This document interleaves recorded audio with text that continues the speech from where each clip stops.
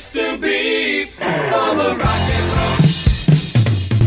roll on your radio.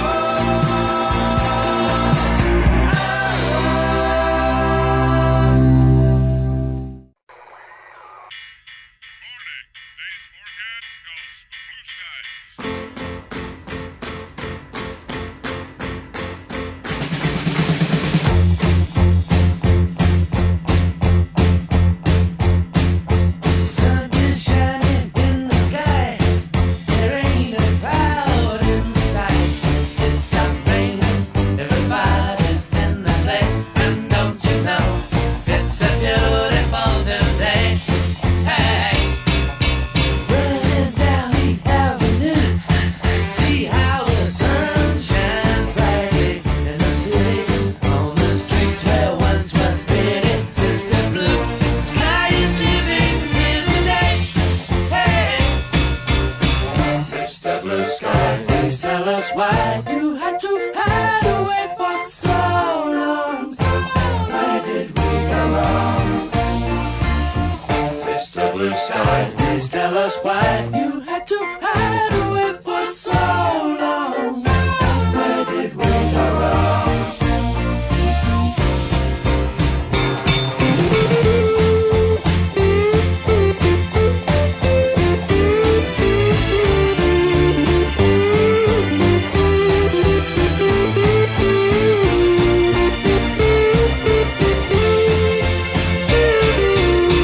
Hey, you with the pretty face, welcome to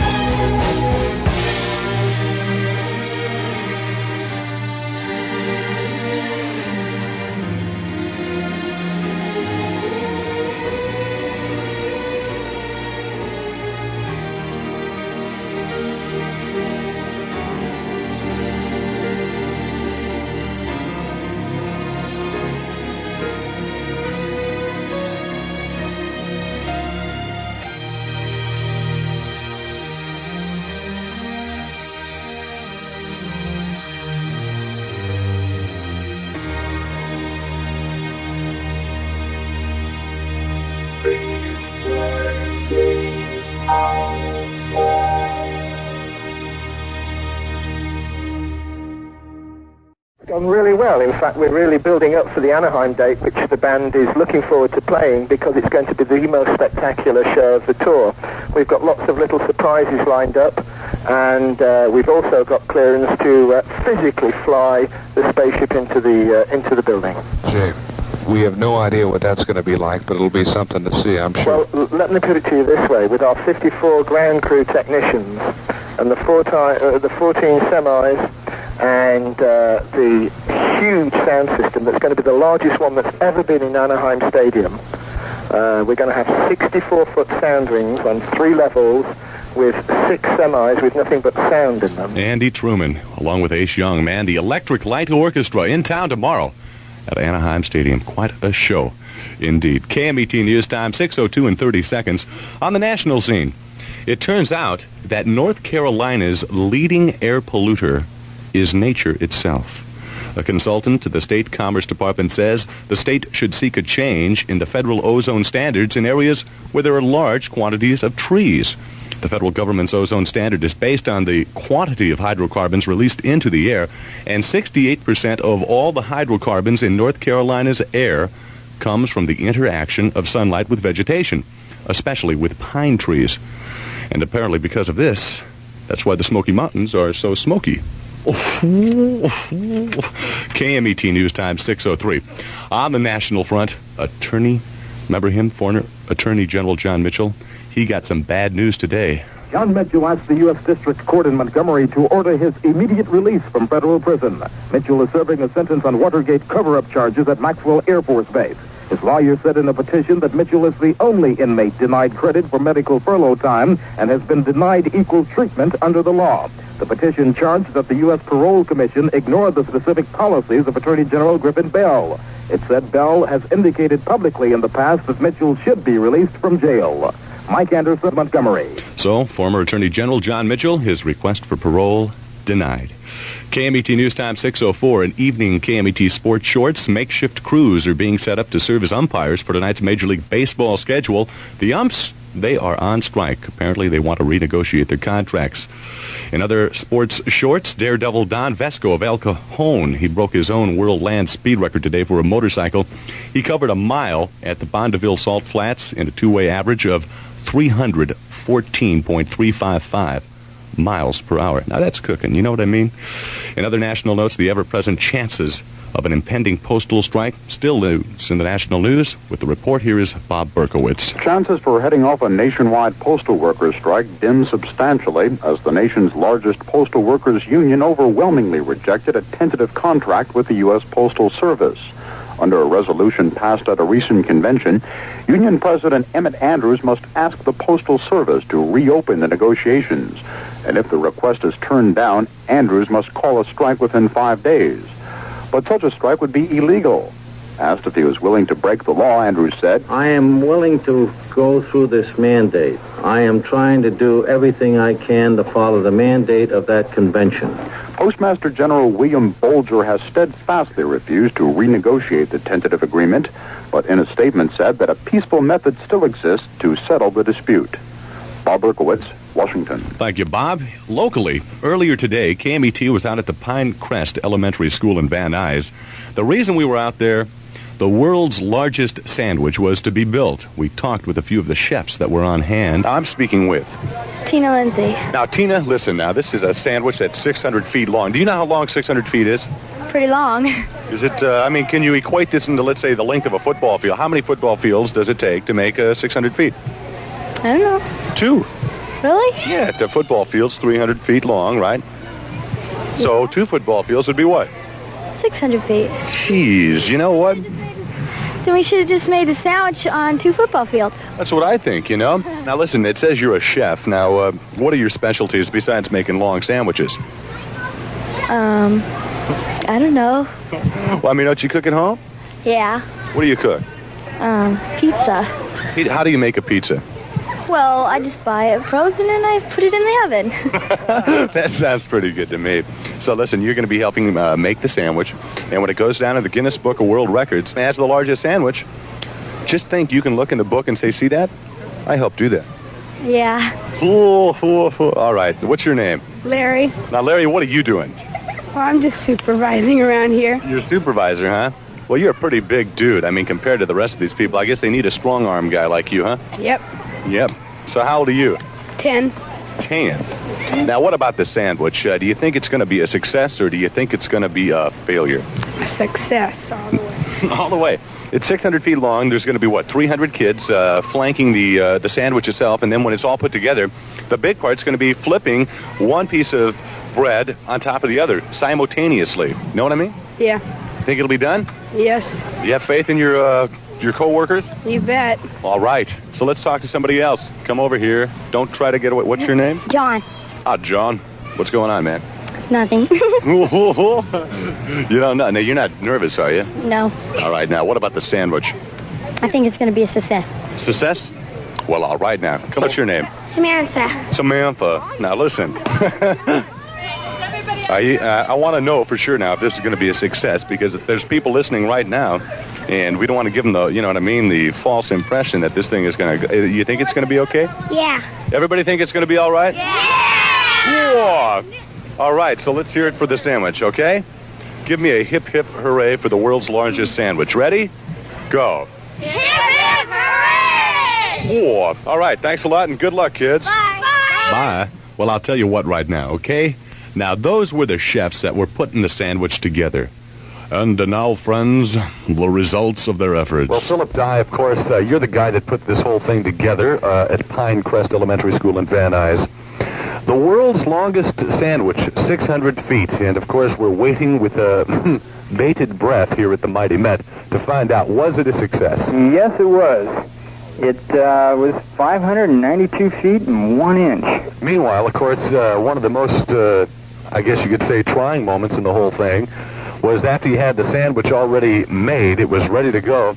The thing that had to make it official is that they had to flip the top part of the sandwich onto the sandwich itself. And how did that go? Actually, that went very well. We had over 600 kids, and they all grasped the top portion of the sandwich, and on my signal, and several other people who relayed it up and down the sandwich, they all flipped it at the same time. It worked perfectly. So it goes into the Guinness Book of World Records, the longest sandwich ever made. And, geez, what about the sandwich now? Is it still intact or what? Well, it was totally demolished in about 15 minutes. 592 feet and 1 inch. 600 kids helped put it together using 115 loaves of bread, 450 pounds of meat, 150 pounds of cheese, 120 heads of lettuce, 89 gallons of mustard, and 5 gallons of mayo. The world's largest sandwich. I mean, that's more than Paraquat eats in one day. Follow me? Up next on the Mighty Met, Southern California weather. Then we welcome in the burner, Mary Turner. The Electric Light Orchestra in concert.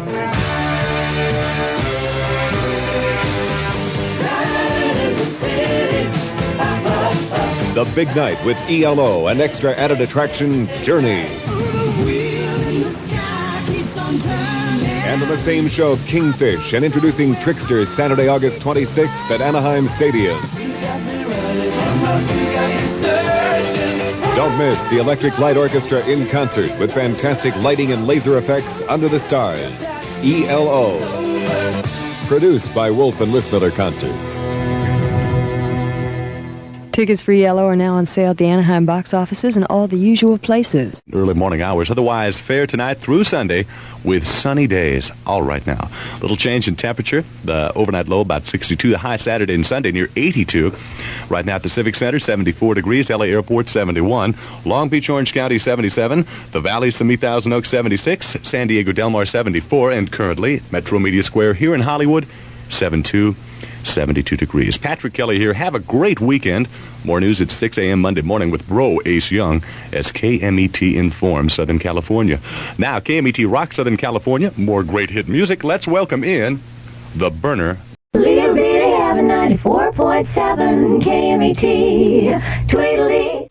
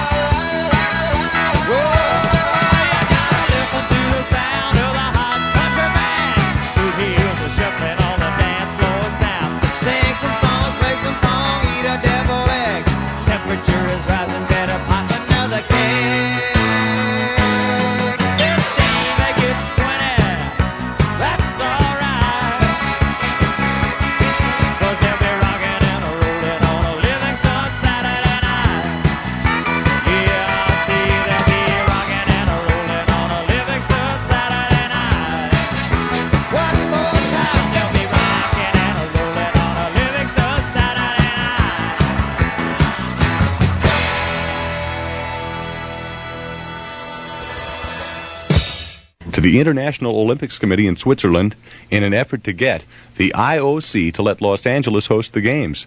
Says Ronka, well, it appears that we have agreed. Let's say our own organizing committee in Switzerland sign a contract with the IOC.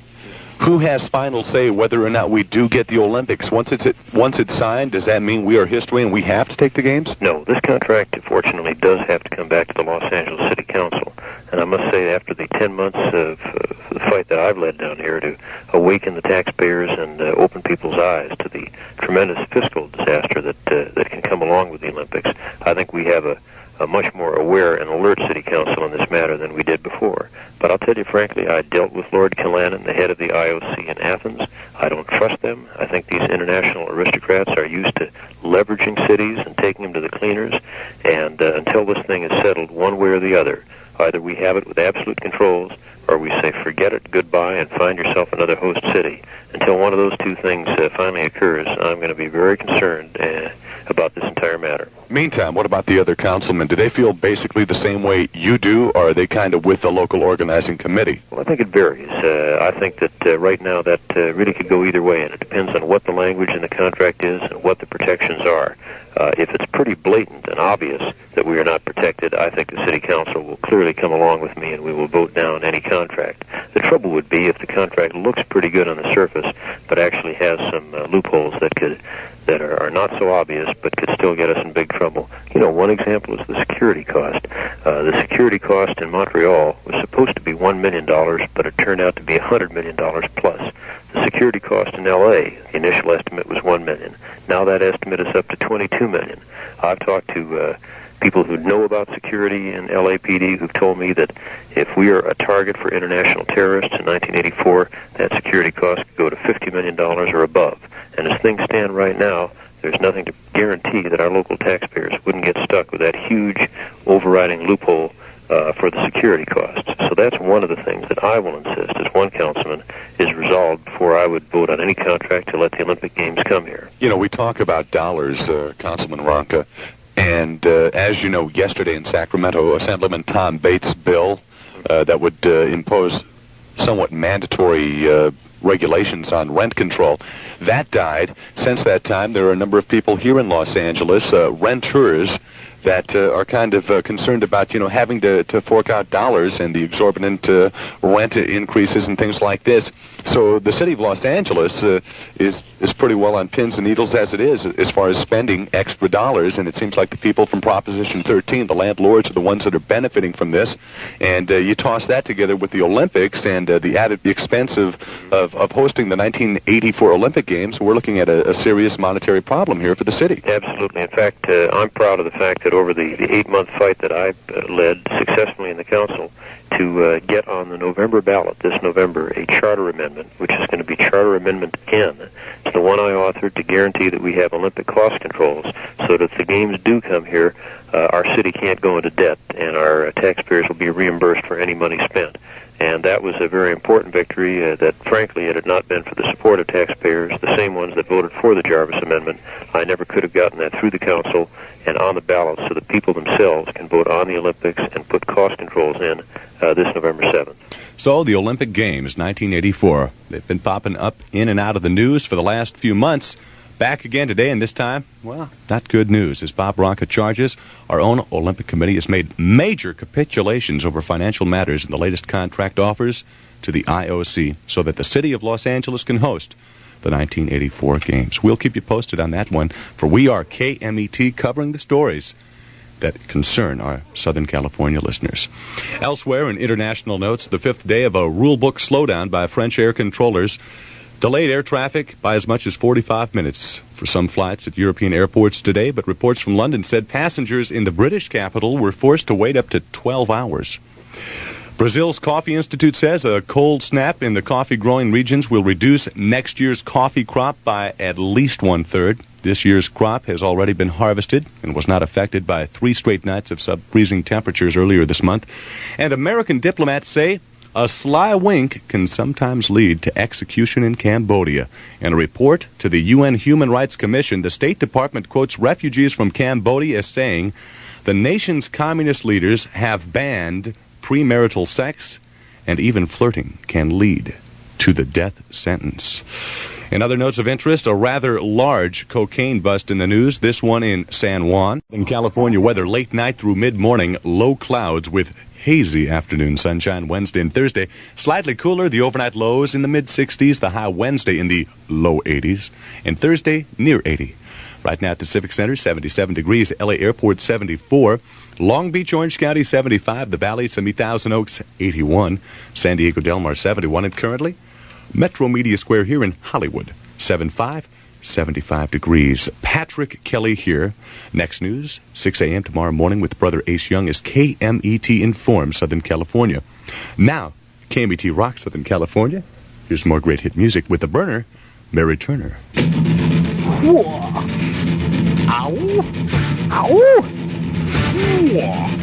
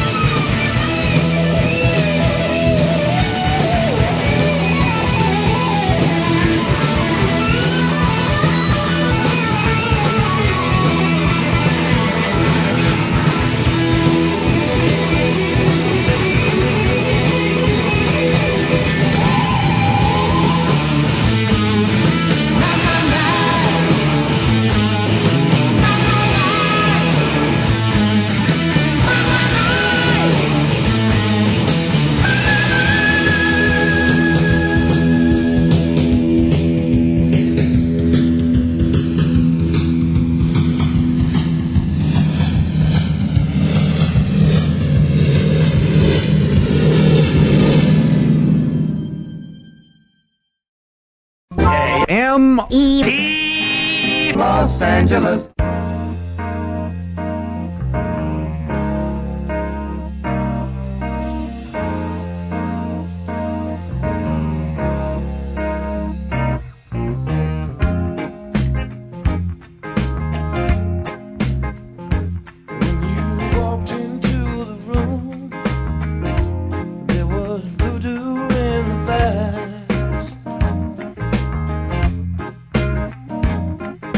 Captured by your style, but I could not get your eyes.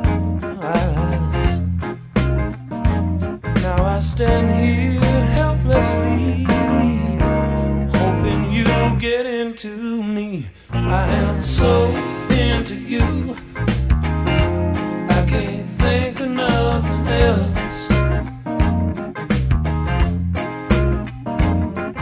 So into you,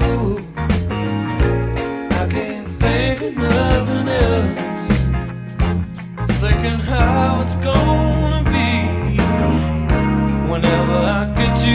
next to me. It's gonna be good. Don't you know? From head to toe. Gonna love you all over, over and over. Me into you, you into me, me into you. I'm so into you.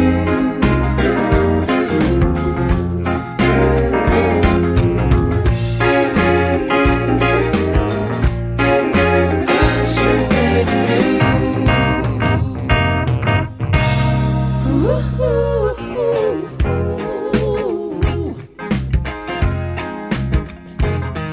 You walked into the room. There was voodoo in the vibes.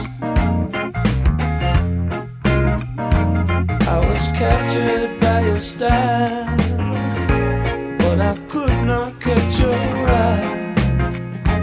Now I stand here helplessly, yeah, hoping you get into me. I am so into you, I can't get to nothing else. I am so into you, baby, I can't get to nothing else. No, no, no. Come on, baby. I'm so into you. I love the things you do. Listen, baby, driving me crazy. Ooh.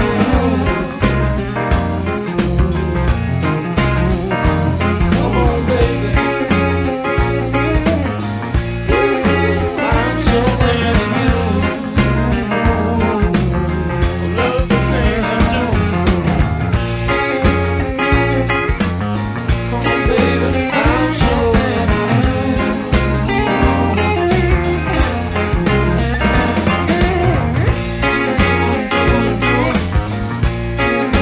I'm so into you, yeah.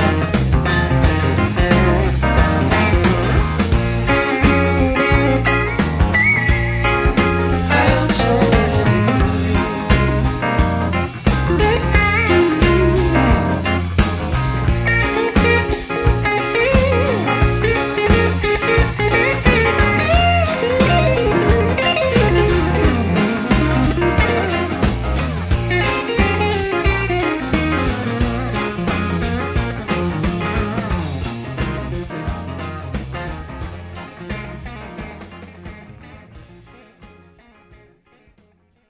Joe Wilfer, how you doing, partner? I'm doing pretty good. How are you? Hanging in there. We talked to you about 24 hours ago. You had lost 29 pounds.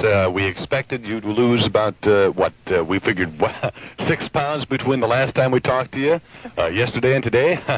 How many pounds? I'm just down one, Pat. You know, that's not funny, Joe. I know it's not funny, but we've rented a portable steam bath that's coming to the Art Center tomorrow, and I'm going to start doing my work out of that.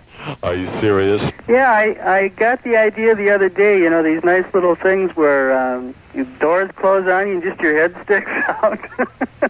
Well, we're going to try that, and that's going to be the, I'll stay in that thing until the weigh-in on Friday afternoon. That'll be good. I think you ought to be able to lose the other 20 pounds then easily. Meantime, Joe, now we look at, you started this a couple of months back, and people pledged X amount of dollars and cents for every pound that you lost. Of course, your goal was 50, but let's say you just lose a total of, let's say, 30 pounds. How much money will that bring in to the Art Center? Well, at 30 pounds, we'll probably bring in about $1,000. Our pledges officially that are tabulated are around $30 now, and we hope to get some more. A lot of people have indicated they will pledge, you know, on the final day or after the final weigh-in. Well, it sounds like a hot tip. I mean, the Art Center gets $1,000 and you lose 30 pounds. That's the whole idea, and I think that's probably going to be,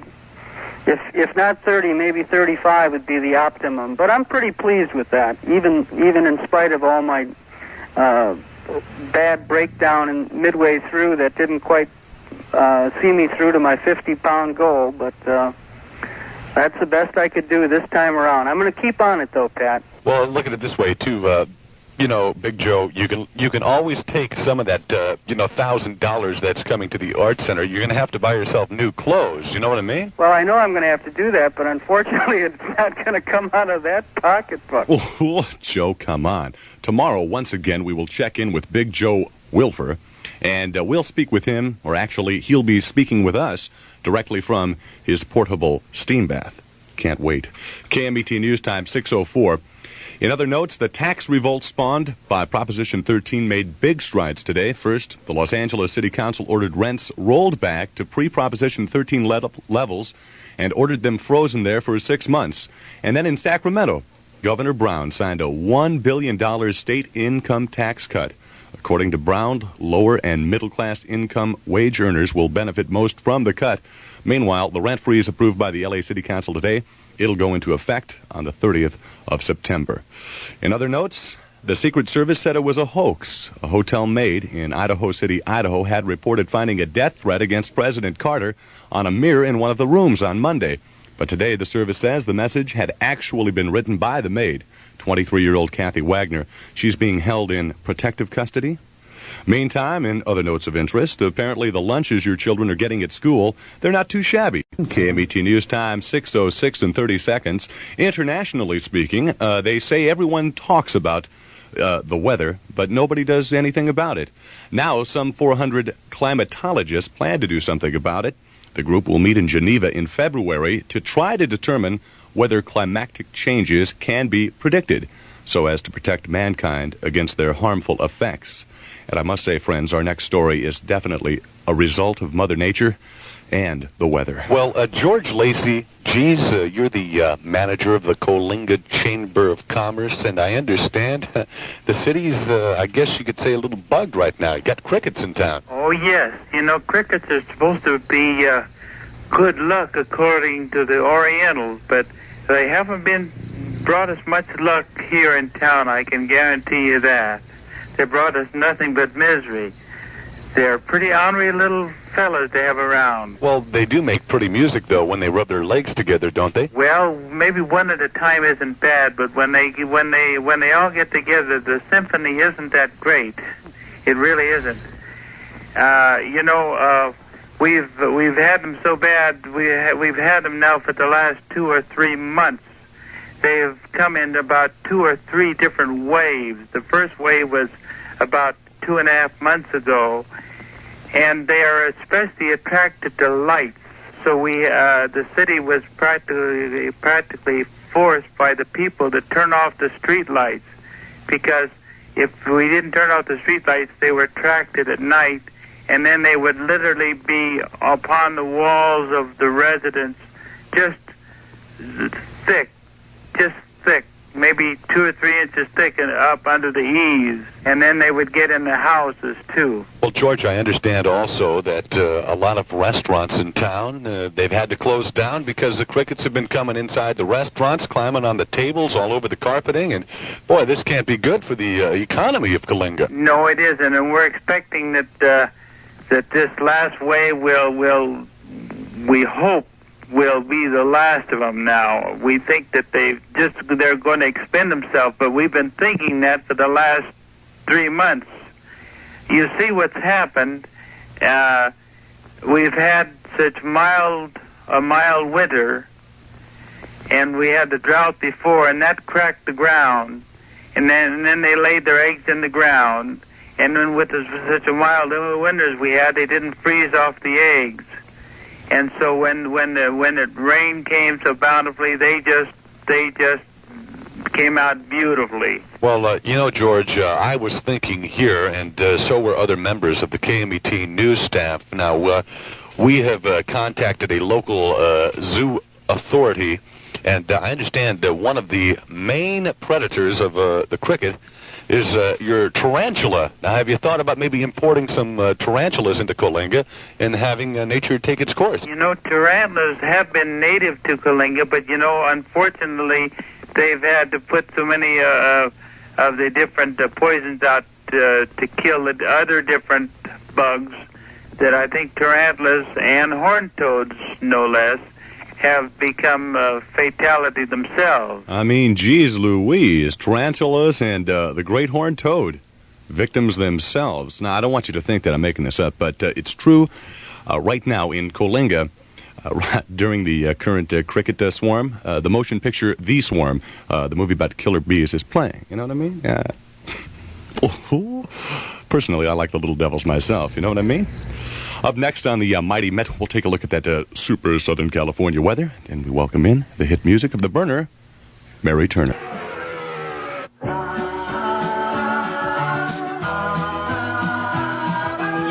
Southern California weather. Look for low clouds in the late night through mid-morning hours, clearing to hazy sunshine in the afternoons Thursday and Friday. Little change in temperature. The overnight lows in the mid-60s. The high both days near 80 right now at the Civic Center, 77 degrees. LA Airport, 71. Long Beach, Orange County, 78. The Valley, 70,000 Oaks, 83. San Diego, 73. Currently at Metro Media Square here in Hollywood, 74. That's 74 degrees. Patrick Kelly here. More news at 6 a.m. with Brother A. Shung. Of course, that's tomorrow morning is KMET Inform Southern California. Now, KMET Rock Southern California. Ladies and gentlemen, let's welcome in the burner, Mary Turner. Ow!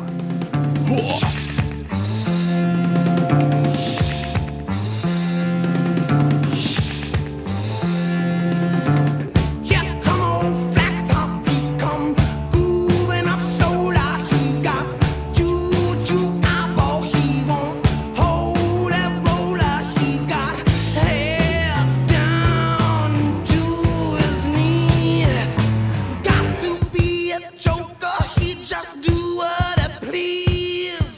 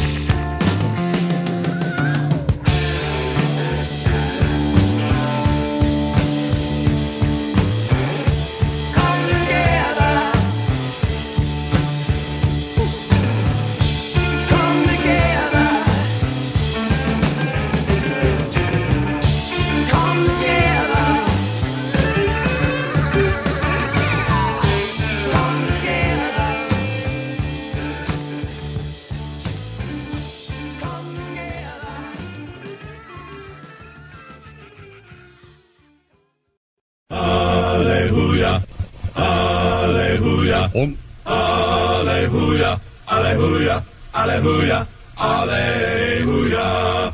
KMET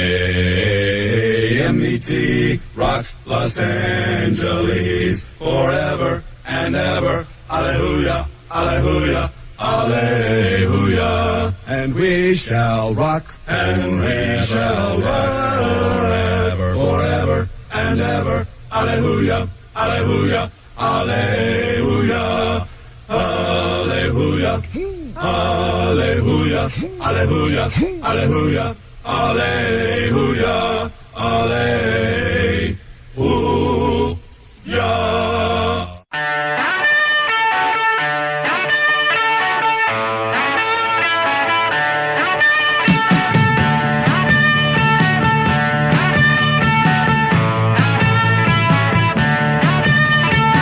There's a place up ahead and I'm going just as fast as my feet can fly. Come away if you're going.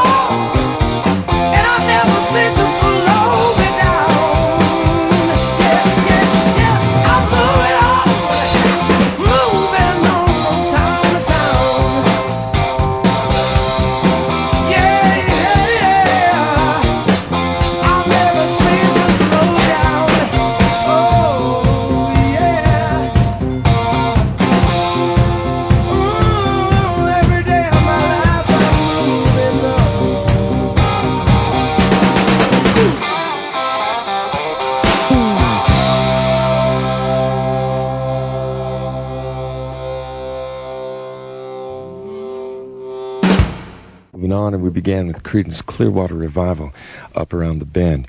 We'll be back with some Foreigner right after this. Are these Gap labeled jeans here? I don't work here at the Gap, but yes, they are. Thank you. Now I see the Gap label. Great-looking pants. Oh, terrific. Well, that's what the word Gap stands for. Gap? Great-looking pants. What? I hear the Gap really shops around the world for the best-looking jeans and tops before they put their Gap label on them. But great-looking pants would be GLP. Exactly, and that's why they spell it that way. Yes, sir. This letter in the middle here. This L? This A. Well, they just make their L's funny. That's really an L. Are you serious? Probably got off to a bad start in school, you know. I hear they're originally from Lackran, Ohio. Lackran? Or maybe it's Lanaheim, California. Just a minute. The Gap label means great-looking pants, but it doesn't mean...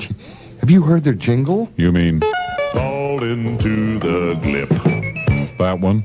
Right now, the Gap has Levi's denim and cord jeans, including student sizes, for just $11.99, plus Levi's boys jeans for just $9.99.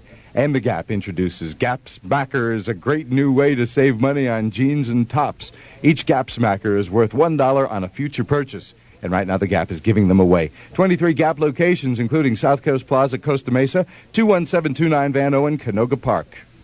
The cast... Shall I say it now? No, I'll wait.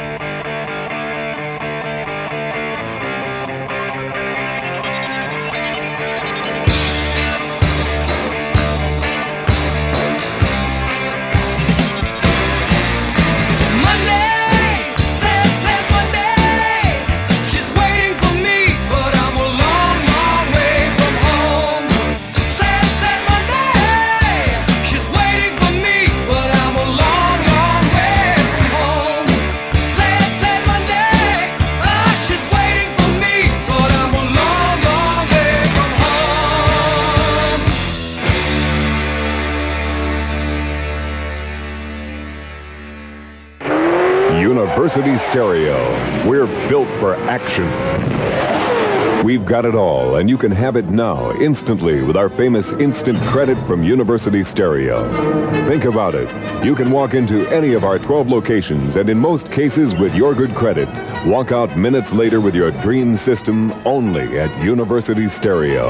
And remember, if that's not enough, we're the ones with the reputation of being the lowest price stereo chain in the world. So where are the prices? Here come the prices. From Shure, next to top-of-the-line M95 ED cartridge sold all over the country for $50. Now at University, absolutely blown out at $23. And, of course, our famous C90 low-noise blank cassettes, complete with box and label, the real thing, back in stock again, 49 cents. No wonder. University Stereo. 12 locations, including Sherman Oaks, Westwood, Santa Monica, Canoga Park, Culver City, North Hollywood, and Riverside.